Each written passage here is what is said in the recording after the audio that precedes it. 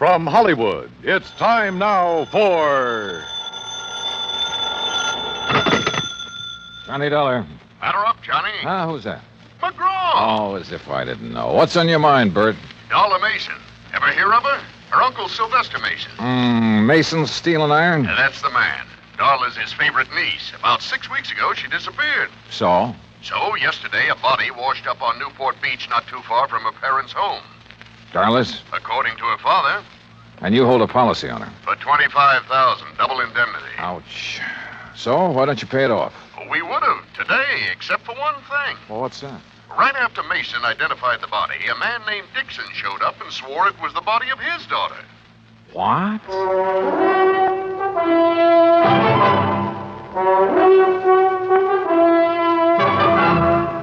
Bob Bailey in the exciting adventures of the man with the action-packed expense account. America's fabulous freelance insurance investigator. Yours truly, Johnny Dollar.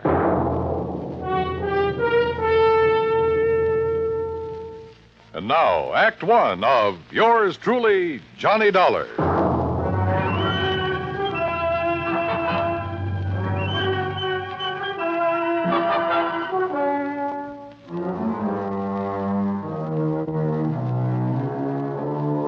Expense account submitted by Special Investigator Johnny Dollar to the Providential Assurance Company, 393 Dewey Avenue, Hartford, Connecticut. The following is an account of expenses incurred during my investigation of the Mason-Dixon mismatch matter. Expense account item 1, $1.20, taxi from my apartment to the Providential building. The walls of Bert McGraw's office are covered with pictures of sporting events. And as I entered, Bert was preparing to hang another one. Oh, Johnny. Well, come in. You ever see this? Who is it? Who? Well, it's me, that's who. The day I pitched for the Valdosta Lions. Struck out 10 of the cherry pointers that afternoon. Yes, sir. You win the game for him? Huh? I said, did you win the game for him? Oh. No. Cheating umpire. There. Well, Johnny boy, you ready to join our little team? I don't know. The body of a girl being found on a beach, Mason identifying it as his daughter, then somebody else showing up. Henry Dixon. Yeah, and saying the same thing. Can't the authorities identify her? Haven't been able to yet? Neither one of those girls had their fingerprints on record? Nope. Well, what about dental work? Nothing to go on there either. Oh, brother. It's not going to be an easy one, Johnny. How long had the body been in the ocean before it was washed up? Well, they figure about 6 weeks. You know what that means. Yeah. Hello? Oh, yes, sir. I see. Uh-huh. Well, if it isn't the Mason girl... Yes, sir. Yes, sir, that's right. Thanks for calling, Captain. That was Captain Miller of the Newport Police. They find out who she is? No. So if it is the Mason girl, we're going to have to pay out $50,000 on the double indemnity clause. You aren't surprised, are you? No, I didn't think she died from a natural cause. But I didn't think it'd be from a gunshot wound either. What kind of a gunshot wound? A 38, right through here. How old did you say the Mason girl was, Bert? Oh, around 20. Dixon girl, too. Both of them pretty, full of life. At least they were. When did the Mason girl disappear? Oh, about 6 weeks ago. And the Dixon girl? Well, she's been missing about 3 months. Well, one of them's still alive. I'll try to find her. Bert gave me all the information he had on both the Mason and the Dixon families. I took a cab back to my apartment. That's expense account item 2. Item 3, $18.10, transportation, Hartford to Newport, Rhode Island. After checking in at the Ogden Hotel, I called Darla Mason's father, rented a car, and drove out to the Mason home on the beach. I was about to ring the bell when the front door opened. Hi.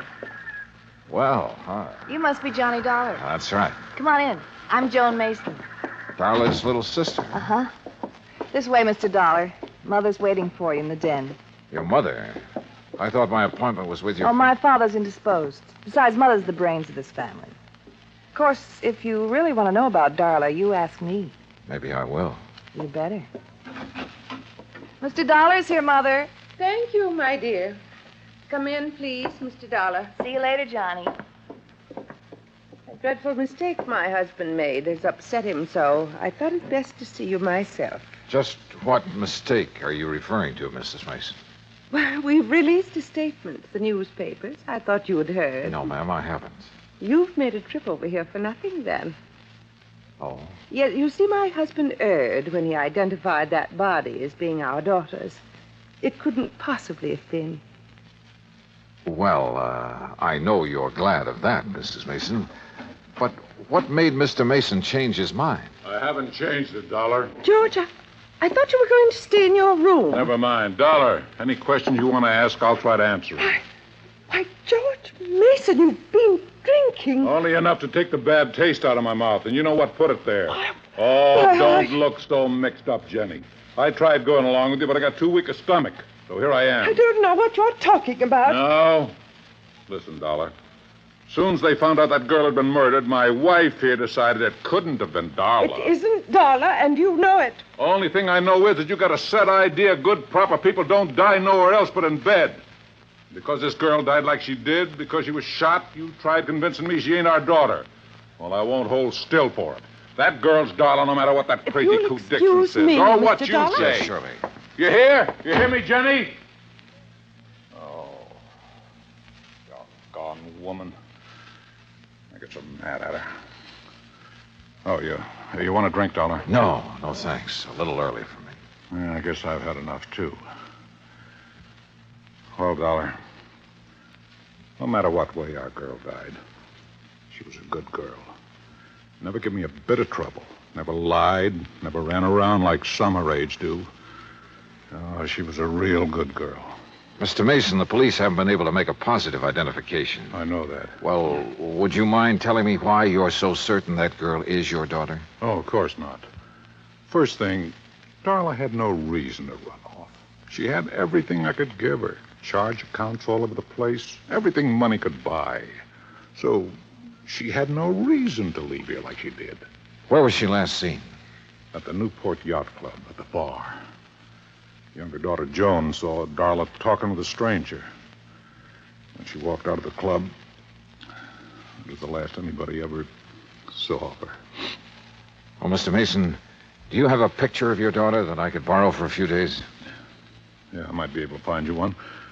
What do you want with it? I'm going to try to find her. You what? Darla, you... Or find the Dixon girl. Oh, yeah, I see what you mean. Well, you might locate Ruth Dixon somewhere. Do you know the Dixons, Mr. Mason? No, I never heard of them before this happened. What about Ruth Dixon? Could Darla have known her? Oh, of course not. Are you sure? I mean, isn't it possible that in a small community like this one... No, it's not possible. Dollar, we're the Masons. Now, maybe that don't mean much to you or to me, but it means an awful lot to my wife. And for the time poor Darla was born, my wife drilled it into her. You understand? No, I'm not sure that I do. Well, Darla never mixed with people she thought were beneath her, any more than my wife ever has. I see. You don't believe it, you just ask around. I plan to, Mr. Mason.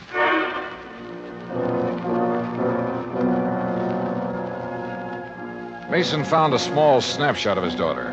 I took it and drove back to town. Expense account item 4, 10 cents, one phone call to Henry Dixon. 20 minutes later, I walked through the knee-high weeds that surrounded the Dixon home. Standing on the front porch waiting for me was a tall, thin man. Afternoon.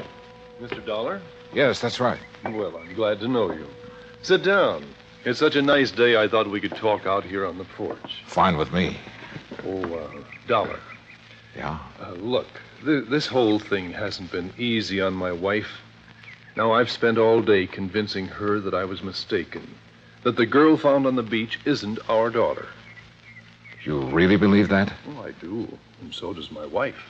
And for the first time in days, she's almost her old self again. Henry? Oh, on the porch, Lucille. Mr. Dollar's here. Oh, my. It's a beautiful day, isn't it? Oh, Lucille, this is Mr. Dollar. Oh, pleased to meet you, sir. Thank you, Mrs. Dixon. Well, sit down, Mr. Dollar. Just anywhere. Oh, Henry built these chairs himself. I wanted to put them in the house, but Ruth, she just wouldn't have it. There. Yes, Mr. Dollar.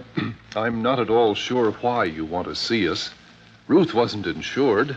We never could afford to take out a policy on her. Well, we did once for her college fund. You remember, Henry? Yes, but when I was forced to slow down, we had to cash it in. All except about $1,000, that is. Back in St. Louis, my husband was a school teacher, Mr. Dollar. A fine one. But the doctors made him give it up because of his heart. Oh, I see. How long have you folks lived in Newport? 5 years and 4 months. Mrs. Dixon, I imagine you remember just about everything that happened the day Ruth disappeared, don't you? Oh, my, yes.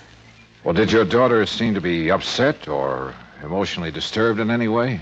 No more than usual. Well, Ruth was spoiled, Mr. Dollar. Before Henry had to leave his job, we had the money to buy her nice things. Then, when we didn't have it, well, Ruth just never could get used to seeing her friends in their pretty new dresses. That's one of the reasons we moved to Newport, to get away from that crowd. Yes, we hoped she would find some friends on her own, Financial level. yes, some friends like that. But she wouldn't change. Did she know the Mason girl? Or ever talk about her? No, I can't recall that she did. Now, wait a minute, Henry. She did once. Oh, when was that? Oh, about the middle of March. They were having a dance where Ruth worked. When she got home that night, she told me the Mason girl had been there and how nice her hair had looked. The Mason girl wasn't nearly as pretty. Oh, no. Have you ever seen a picture of Ruth, Mr. Dollar? Well, only the one in the newspapers. Oh, that doesn't look a thing like Ruth. Excuse me. Surely. Mr. Dixon, was Ruth happy with her job? Well, considering how little they pay girls for doing hostess work, she was. Now, here's a real nice picture of her, Mr. Dollar. You just look at this. Isn't that something? Sure. Mrs. Dixon, where was this taken? Why, where she worked. At the Newport Yacht Club. I borrowed the picture after promising to be careful with it. Then I went back to my hotel. At the desk, I stopped for my key and messages and found one from Captain Miller of the Newport Police. He wanted to see me in his office as soon as possible. It took me about 5 minutes to get there. Dollar, Yeah, that's right. in here. I'm Miller, homicide detail. I'm glad you could... Mr. Dollar, what wonderful good news. Jenny, leave the man alone. Well, I didn't expect to find you people here, Mrs. Mason. No, I'm sure you didn't. And Mr. Mason didn't expect to be here either. Oh, you just wouldn't hold the thought, would you, George? You just wouldn't have faith. Oh, You Jenny. had our girl dead and buried in her grave. For heaven's sake, never see anything so disgusting, Dollar. But she's not. No, sir. Oh, I'm so thankful, so very Mrs. Mason, you mean you found her? They haven't found her yet, Dollar. As a matter We of fact... found proof that she's alive. What kind of proof? A slip. A what? A little sail. Oh, Mr. Dollar, I'm so excited. Calm down, Jenny, for heaven's sake. I'll What did calm you down find, when I'm Captain? ready to. I George didn't Mason, find not it, one Mrs. Mason second did. more. Well, what is it? What is it?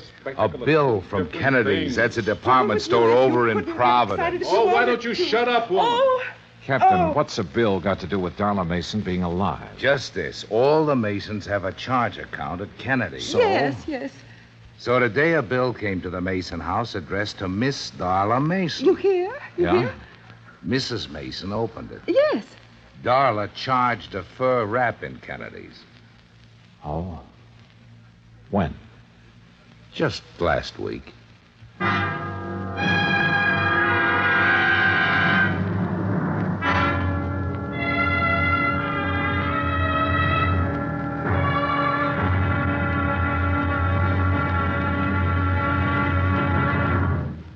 Act two of yours truly, Johnny Dollar, in a moment.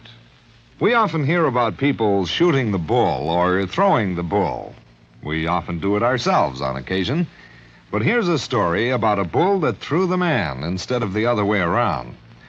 When Air Force veterinarian Captain Tony Kamalacher was stationed in the Azores, he was asked by a Portuguese veterinarian to diagnose the wound of a young and promising bull that had been gored by another bull. It came from a long line of famous corrida bulls and was considered very valuable. But Captain Kamalacher's diagnosis was not favorable. An operation was needed, and there were no facilities for such a thing. Just the young captain's bag of surgical instruments, a few strong field hands to hold the animal down, and Mrs. Kamalacher, who acted as nurse. The operating table was a rocky field under a penetrating drizzle of rain. But Captain Tony Kamalacher couldn't be stopped with mere inconveniences. After giving the bull a dose of tranquilizers and a shot of local anesthetic, he proceeded with surgery. Just as the operation was completed, the bull came to life. With a mighty lurch, it leaped to its feet, throwing the field hands aside like sticks, and, for thanks, immediately charged at the surgeon. But Kamalacher escaped over a nearby stone wall. The bull recovered, and its grateful owner renamed it Kamalacher for its debut in the ring, where, Portuguese style, it is against the law to kill the bull. That's how a simple act of kindness brought about new understanding, a step on the road to freedom, the right of all men, everywhere. Now, Act Two of yours truly, Johnny Dollar, and the Mason-Dixon mismatch matter.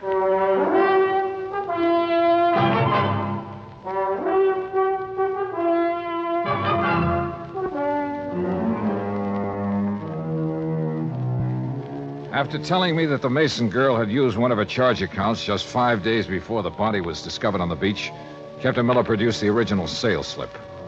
Written across the bottom of it was the name Darla Mason.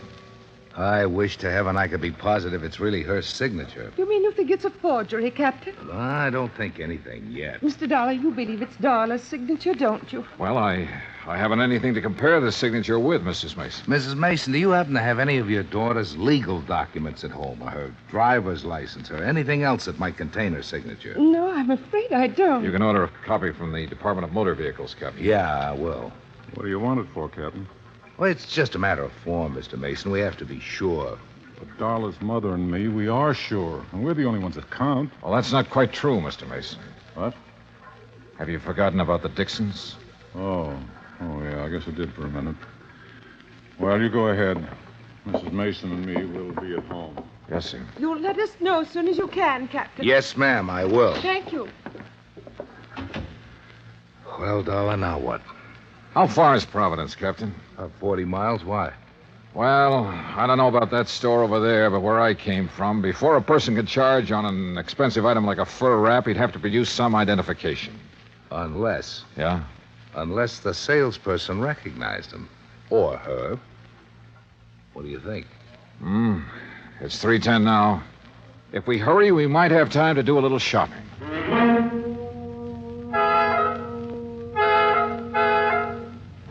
We made it in an hour and a half. The first salon at Kennedy's is on the second floor, back, away from the escalator. I remember her quite well, Mr. Dollar. And you're sure it was Darla Mason? Oh, yes, I know, because I was so surprised to see her. Oh, how's that? Well, I read the papers, Mr. Dollar. I knew she'd been away. Had you ever waited on her before, Miss Trumbull? No, I had not. Do you remember how she was dressed? Well, she had on a hat. Gray felt fitted real close to her head, so you couldn't see any of her hair. And, yes, a navy blue dress, raw silk, I believe, and real décolleté. What? Low cut, Captain. Oh. Did you recognize her when she first walked in, or not until she told you her name? Well, you men are so picky. I don't remember everything. I'm sorry. Miss Trimble, I have 2 snapshots here. In a moment, I want you to tell me which of these 2 girls is Darla Mason. Well, that won't be hard to do. But first, may I borrow a pair of scissors and a small piece of paper, please? Certainly. Here you are. Thanks. What the devil are you up to, Johnny? Cutting paper hats. What do you think? What? Come over here to the counter. Miss Trimble, if you'll just wait there a second, please. Yes, whatever you say. This had better be good. I think it will be. Now watch. All right. Now, I put the snapshots on the counter, and on the head of each girl, Johnny. One of my little paper hats. Oh, really? This is ridiculous. Is it? Take a look. But Well, I'll be... When did you spot this? Today, at the Dixon house. Miss Trimble, Yes, sir? would you come over now, please? Yes, certainly. All right. Look at the snapshots and tell me which of these ladies bought that fur from you last week. Why, you've covered up their hair. You said she wore a hat, didn't you? Yes, but, well, Which one of them was it, Miss Trimble? I'm not sure. Uh-huh. They look so much alike with their hair covered like that. I'm just not sure. The Mason girl had worn her hair short in the Italian style. Ruth Dixon, who didn't have the money to spend on beauty parlors, had let hers grow long and full. But both girls had similar features, and apparently I was the only one who had noticed this. Or was I? Captain Miller and I went to the credit department where we compared the signature on the sales slip with Darla Mason's original credit application. After that, well, there was little doubt in our minds as to what had happened. It was almost 7 when I got back to my hotel, took a shower, and stretched out to do a little thinking. Yeah, hello. Hi. Hi, yourself. Who is it? Oh, come on, Johnny. Who are you expecting? Well... Don't tell me you've forgotten about our date. Oh, no. Where shall I meet you, Miss... I'll meet you. Be right up, Johnny boy. I wasn't quite dressed when she began pounding on the door. I tucked my shirt in and opened the door. Hi. Joni. Well, who else? Well, don't look so amazed. Invite me in. Oh, sorry. Come in. That's more like it. You don't mind if I leave the door open, do you? Worried, Johnny? Oh, no. It's just that I like lots of air. You're cute. So are you for a 17-year-old. 18. But I'm quite sure you are. Now, Joni, before we go out tonight, would you mind if I ask you a couple of questions? I thought you probably would. Oh, why? Well, I'm sure everyone in Newport knows about Darla charging that for a rap. I see. What do you want to ask me, Johnny? It's about the day Darla disappeared. Yes, Well, you said she was in the bar with a stranger, right? that's right. But you and I, we both know that every stranger who enters the yacht club has to sign a guest book. Correct? Well, he's given a temporary card. With the name of the member who invited him to the club also registered in the book. You're very clever, Mr. Dollar. Why did you lie to the police and your parents, Joni? Darla's my sister. I thought maybe someday she'd do the same for me. Will you tell me who the stranger was? Or shall I go over to the yacht club and start checking their guest book? I'll tell you. Yeah? Would you mind closing that door? Tell me first. His name's Peter Hansen. Who is he? My mother can answer that. Or my father. Who is he, Joni? A tutor. My mother hired him for Darla and me. He moved into our house about 3 months ago. Of course, he didn't stay long. Where was he from? I don't really know. But I know how you can find out. Yeah? Mother hires all her help from the Castelloni Employment Agency in Providence. If anyone has his home address, they will. I started calling the Castelloni agency at 8:30 the next morning. Hanson's last known address was in Providence, and half an hour later I was headed toward the highway. It wasn't until I reached the turnpike that I noticed I was being followed by a battered blue sedan.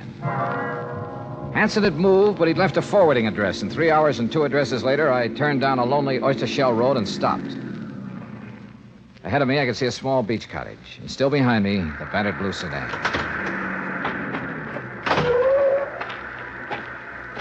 You make it real easy for a man to follow you, Mr. Dollar.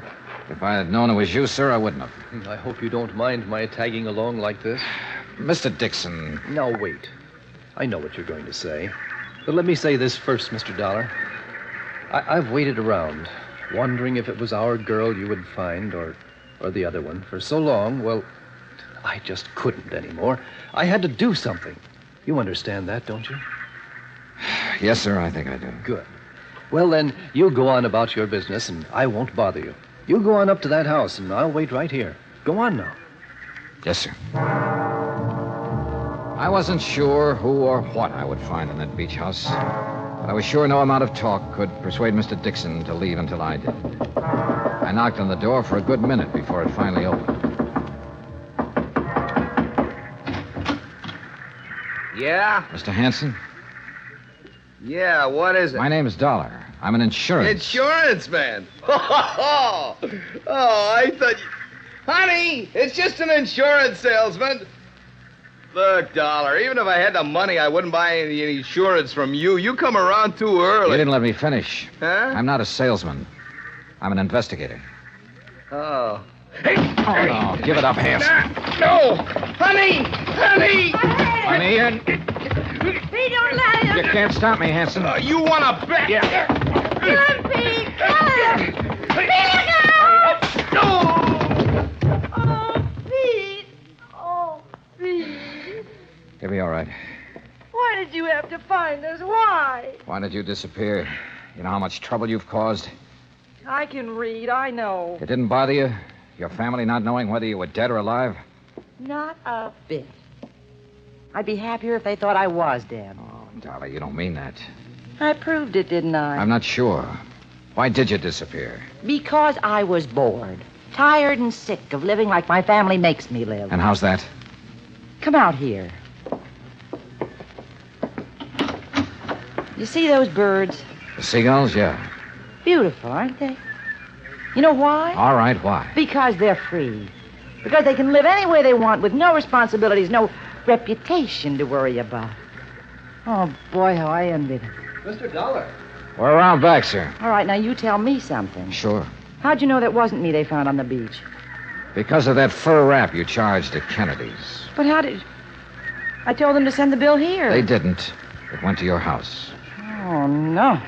Somebody sure goofed. Yeah, Dollar. You sure did. Mr. Dollar, are you all right? I thought... Oh. Mr. Dixon, Mr.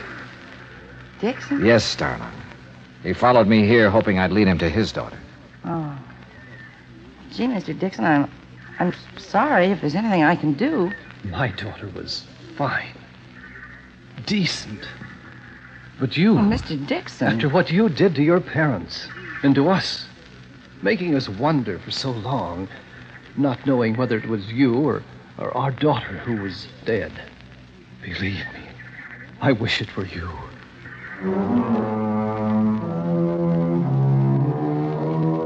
Like Bert McGraw told me a long time ago, somebody has to handle the rough ones. And for me, this was it. Henry Dixon was in no condition to drive his car, so he rode back with us. And on the way, well, Darla Mason will never forget the things he said to her. Neither will I. As for Ruth Dixon, who murdered her and why, well, that's up to the Newport police. Expense account total, including hotel bill, car rental, and transportation back to Hartford, $319 exactly. Yours truly, Johnny Dollar.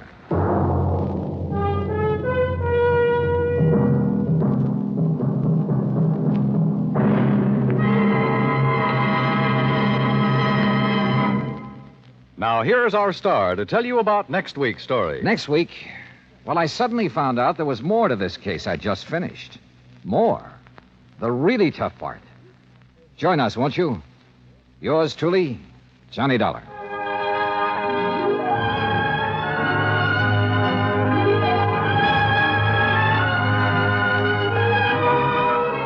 Yours truly, Johnny Dollar, starring Bob Bailey, originates in Hollywood. Written by Charles B. Smith, it is produced and directed by Jack Johnstone. Heard in our cast were Virginia Gregg, Mary Jane Croft, Jeanette Nolan, Gene Tatum, Frank Nelson, Will Wright, Austin Green, and Marvin Miller. Musical supervision is by Amerigo Marino. Be sure to join us next week, same time and station, for another exciting story of yours truly, Johnny Dollar.